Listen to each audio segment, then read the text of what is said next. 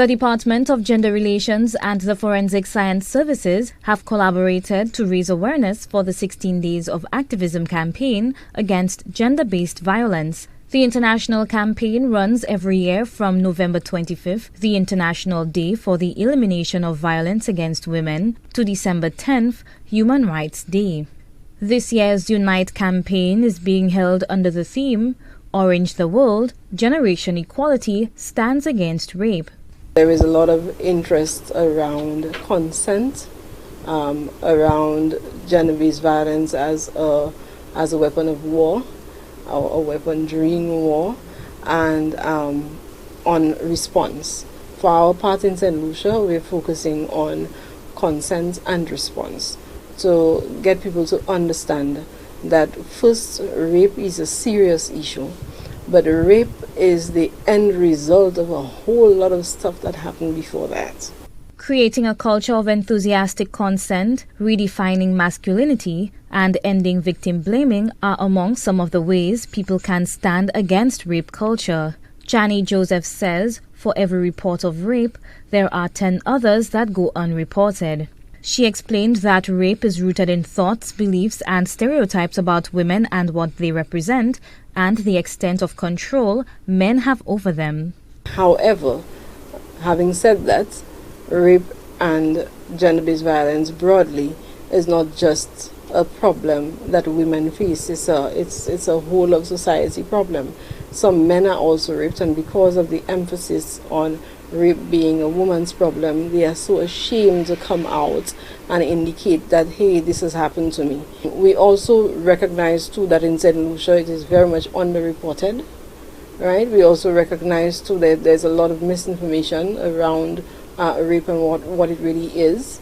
We also recognize that in St. Lucia people expect that the Department of Gender Relations is going to speak to rape every time it happens, as if, that is our responsibility. Joseph says the department is focused on the services around protecting St. Lucians and exists because it is against gender-based violence. According to the director of the Forensic Science Lab, Fernanda Henry, the scientific element is a crucial one in helping to end gender-based violence.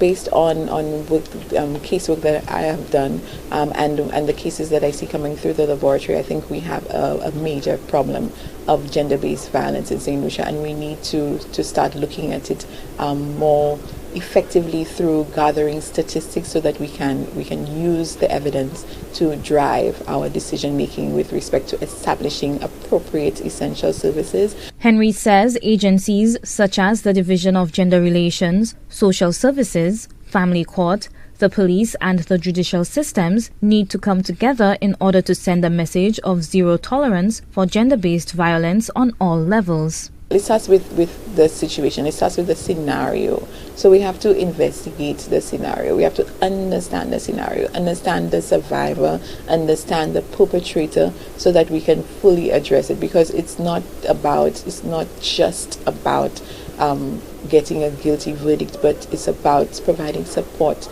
and providing healing to people who have been significantly traumatized. The director says the general public has opportunities to help shape policies surrounding gender-based violence, a role she says is often overlooked. She added that a symposium was held with NGOs and other government agencies on their approach to violence against survivors.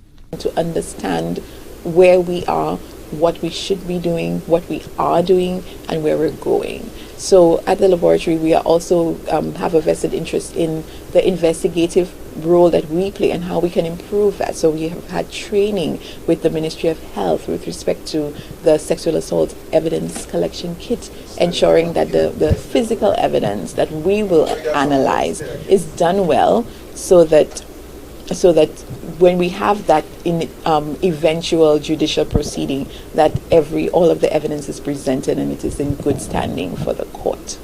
Before the end of the 16 Days campaign, the Department of Gender Relations intends to release a report on their assessment and recommendations of essential services for victims of gender-based violence. Those services include justice, health, and social services.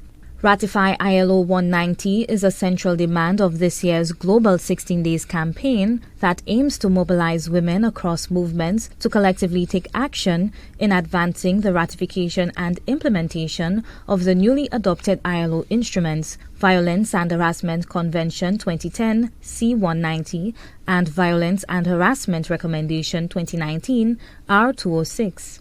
Lizandy Bovell-Jones, HTS News Force.